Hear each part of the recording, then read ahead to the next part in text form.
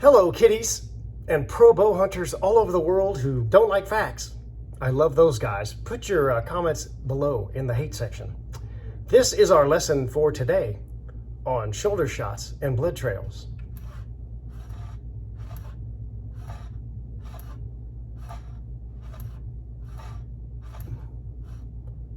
It might be the shortest video ever, but probably not.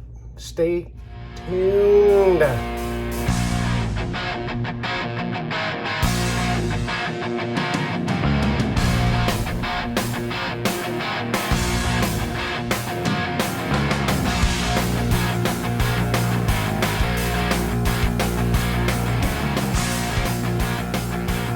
Okay, I'm in the dark. I got a crazy headlamp thing pushing it against my chest. Got the Fear of Change shirt. You get one of those, go below. There's a banner. You can get shoot adult arrows, ranch fairy gear. Buy a t-shirt, make your friends angry. This is my practical example, if I can get it rigged right, of blood getting out. When deer run, your hole from your broadhead is obstructed a lot more than it is allowing blood out. Facts are stubborn things.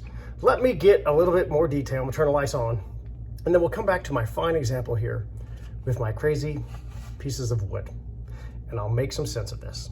Hang. Here is, you can see it's just two pieces. It's a piece of plywood. Chest walls on animals are generally, not more than maybe an inch. I mean, North American game.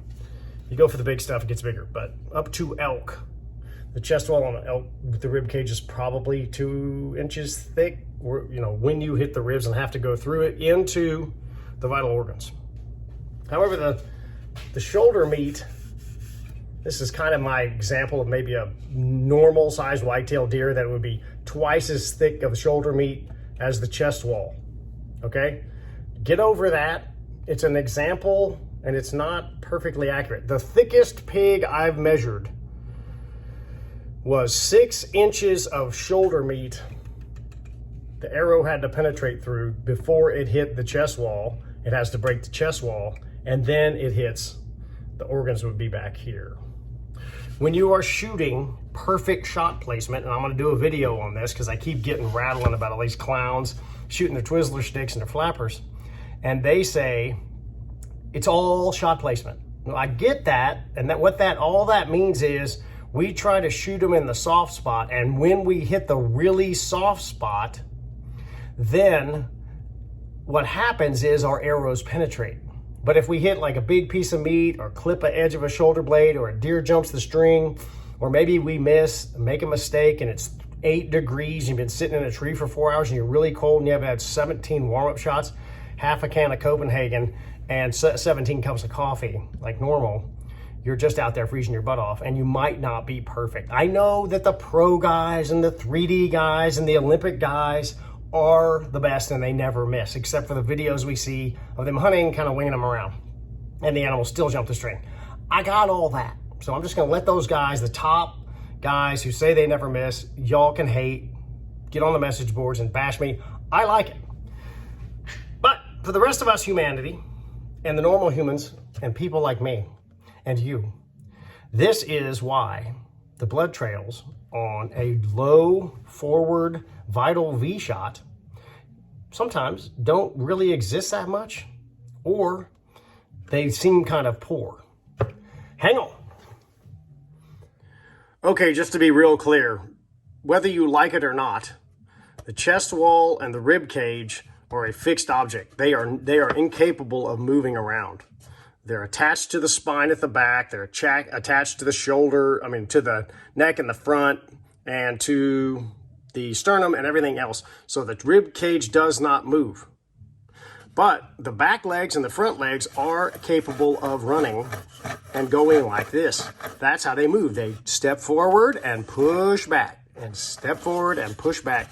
Hey, just like humans. So that's why we see our hole right here. My finger's in there, okay? Get my light.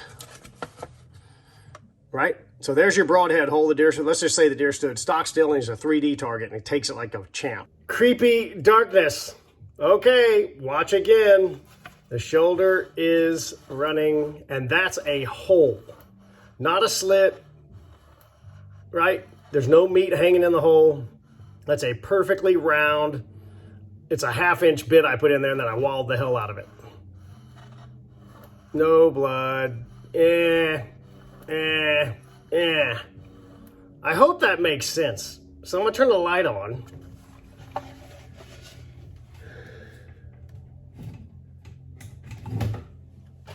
Hang on, I gotta see the other lights so it's not so creepy.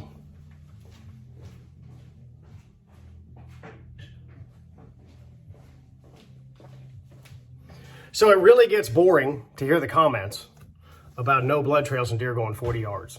All the broadhead manufacturers that I work with get the same story. Hey, I shot a deer, went 40 yards, didn't bleed.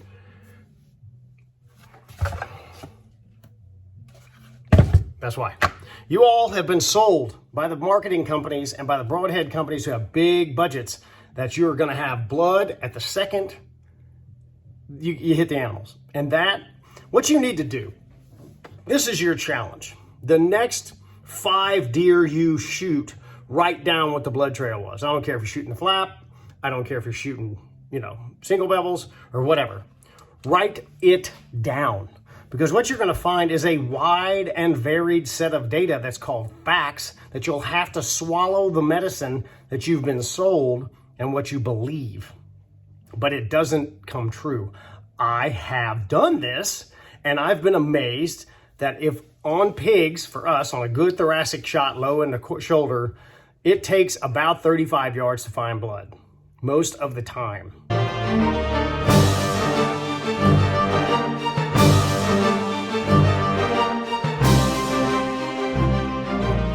See, they're generally their direction of travel. It's not so thick they just disappear immediately.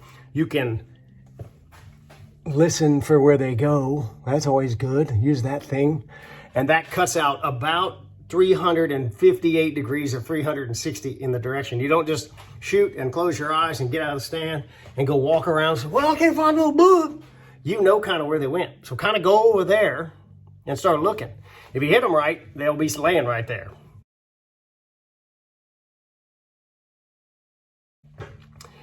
The most lethal shot by pure physiology, and every cardiothoracic individual on the planet who has any medical training would totally agree with this, that a shot through the greater vessels across the top of the heart and penetrates both lungs because they're sitting right there is the most lethal shot placement with any apparatus that you might use to acquire game on the planet.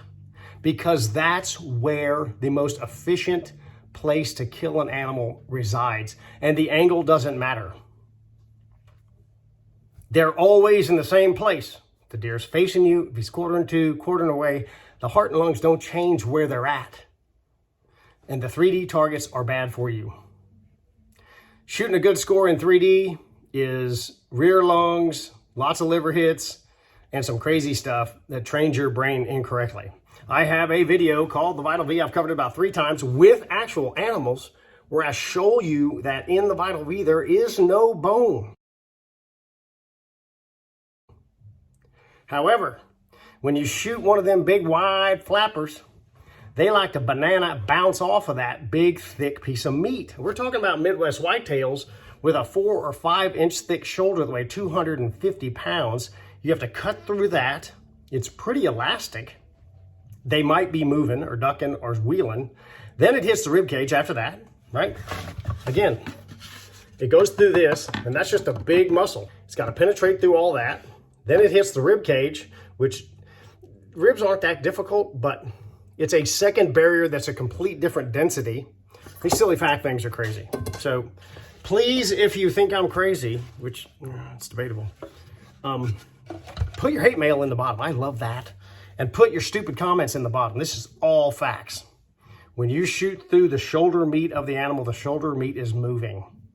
And the idea that you're just going to get blood trails is every time they're going to bleed like crazy and all that stuff, no. shooting the vital V, aim for the greater vessels over the heart. On a white-tailed deer, that spot's that big around with no shoulder blade in the way. And try to put them down as fast as you possibly can. We do not want to blood trail. We would like to lose the capability of blood trailing. That would be ideal because you shoot them and they go over there and they fall down, you pick them up. It's already enough work. Hey, I'm the Ranch Fairy, and sometimes I say things that are pretty direct and kind of wind people up and get them wound, going pretty good. And this is one of those things. I'll be doing more videos this spring on kind of factual stuff like this. Shoot a few pigs, mess around. Got a couple of appearances I'm going to be on with some of the other influencers around the country. It's going to be fun. And some new toys coming out with Sirius and a couple other vendors. So keep your eyes peeled for that. Thanks for watching. Hit the subscribe button. And if you don't want to subscribe, I kind of don't care. Do whatever you want. It's America. So you have a choice. You don't even have to watch my channel ever again if you don't like what I just said. But hey, if you do, or you think, hey man, I never thought of it that way. That guy kind of made some sense with that old flapping shoulder thing and like a piece of wood. Trying to make it simple so everybody can understand why they're doing this stuff. You know, you might want to hit the old subscribe and the dinger button. That bell thing gives you notifications. Get some swag. Below every video, there's t-shirts, and they're fun. This one's particularly fun to truck around in. All right, well, I'm done. It's November, and I've been deer hunting. That's why I haven't been producing videos, and I hate deer hunting because it takes a lot of work. Gosh. I've also been fishing a lot.